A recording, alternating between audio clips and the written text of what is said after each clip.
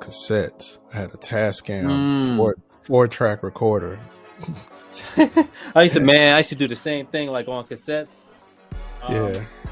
I used to do it on the there was like this little mixer, and I used to plug it into like the inline to the cassette into there was like this double, I think it was like the rack.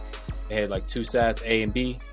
Mhm. So I used to plug it into a mixer, and then so I can actually hear the sounds we had into the mixer. Then you'll put one tape on one side and let it play, and then they'll go through the other side, and then we'll do it again. Just put it in this side now and get another blank, and then put the blank in, and that's how you do your overlays. Mm. Yeah, because a 4-track recorder is like you put the cassette in.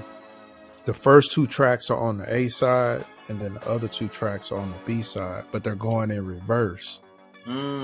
So like if you put it in the regular radio, you will flip it over and you'll hear the sound going in reverse.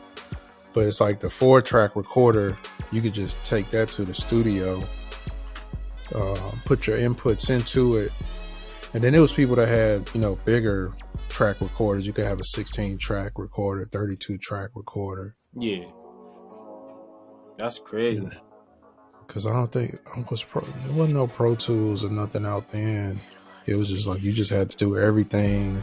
It was like reel to reels. Yeah, DATs. I used DATs. DATs, yeah. And then Pro Tools came out.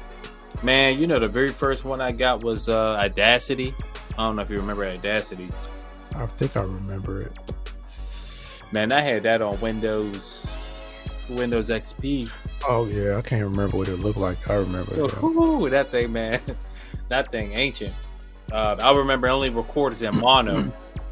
you had to like add a track, like how I used to do it. I used to take I used to record just a left channel, and then I record just a right channel, and then I submerge them together to be able to get a stereo. Oh man, it was so much work though. And then when you record, the latency, oh my god, that latency was horrible.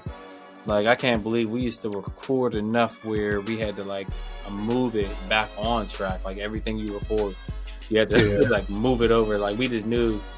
I said, all right, when you're done with that, I'm just gonna hit that. Just move it over. Yeah. Like before Pro Tools stuff, you would spend you would spend days in the studio. Because you had to do a lot of stuff over and over, especially if you were sampling. You had to get it just right. It wasn't no real way to really correct it. Never. Oh my god. Well, you had to cut it. Then you had to cut the citra off.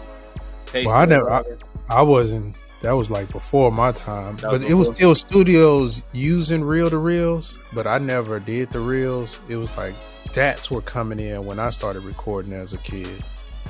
So it was like the dudes older than me, plus I started about 14. So the dudes older than me, they were doing reel to reel. And I was coming in where 8-track recorders were coming in. The DATs came in, which was really, it looked like a little mini CD. But it was like a inside of a fat cassette. Oh, so it's thicker. And it was just a thicker tape. Oh, that's crazy. It was the same tape that used to go into camcorders back in the day.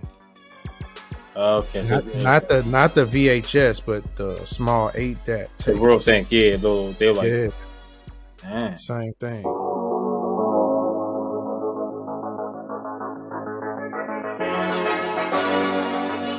Set off beats.